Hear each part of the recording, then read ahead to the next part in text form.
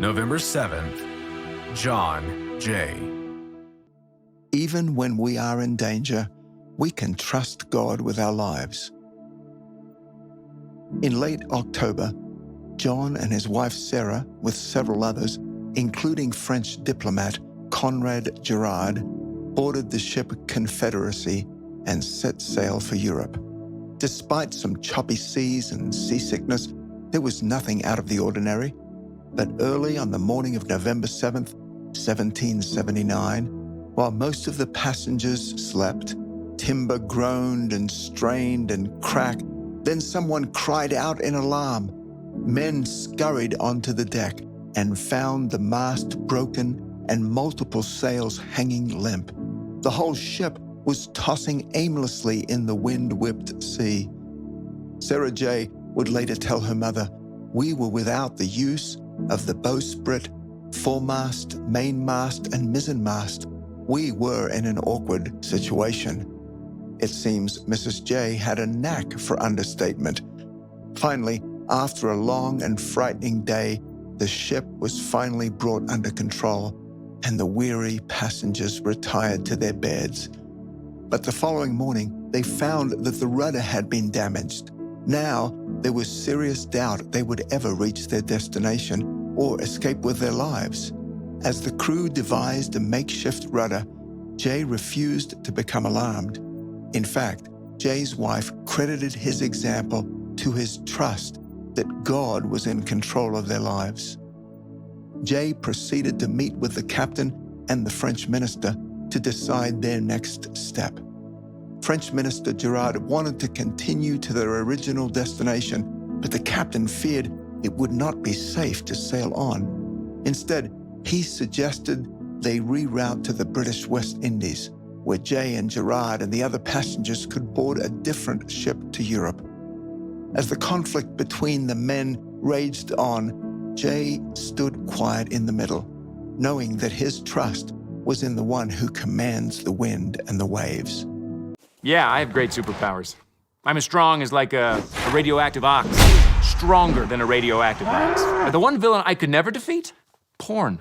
Porn was my own personal kryptonite. And it's something I've struggled with since I was a kid. So if you want to know what life is like without porn, well then take the challenge to quit porn for 30 days. Just click the link below to get started. He reminded himself of the story of Jesus in Mark 4, verses 39 through 41. He got up, rebuked the wind, and said to the waves, "Quiet, be still."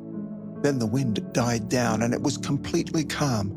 Then he said to his disciples, "Why are you so afraid? Do you have no faith?"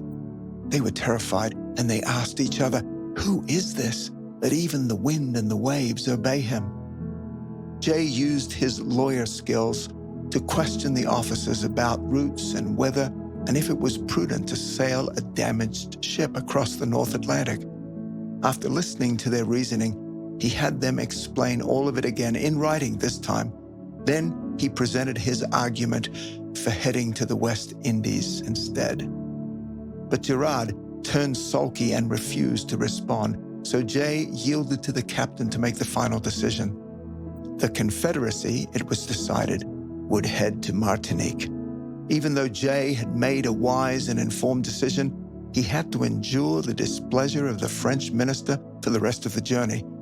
The Jay family, however, responded in the opposite spirit to Girard with kindness and even organized a birthday party for Madame Girard.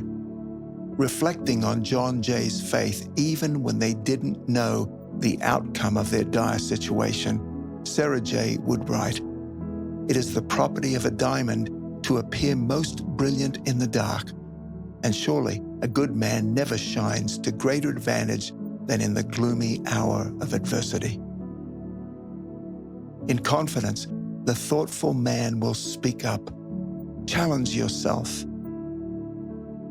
Even when we are in danger, we can trust God with our lives.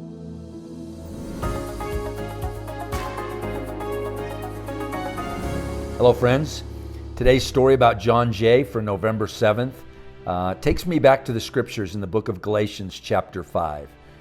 Paul's describing that we are to live by the Spirit. And what he means by that is that the Spirit of God should control our lives. And when the Spirit of God is controlling our lives, then our lives bear fruit.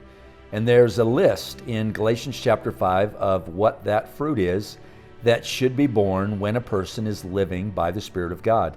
And in today's story, there are two that are prominent to me. The first one is peace. In the midst of the storm, we see John being at peace. When everybody else is concerned and everybody else is fretting and worrying and wondering how they're going to fix things, there's something different about John, and it's the peace of God that passes all understanding. The Bible describes that as a fruit of the Spirit. The other is this, kindness. There was obviously some conflict on the ship, and he chose to be kind. And because he chose to be kind, he won over the naysayers. And so my challenge today as we consider this story is whether or not our lives are bearing the fruit of the Spirit. Can I look at my life? Can I look in the mirror and say that love, joy, peace, patience, kindness, goodness, gentleness, and self-control are being manifest in my life in a way that it is impacting the lives of others? My name is Blake Maddox. I'm the Executive Director of 365 Christian Men. We hope you're enjoying our daily stories, and certainly hope you enjoyed this one today. God bless you. Have a great day.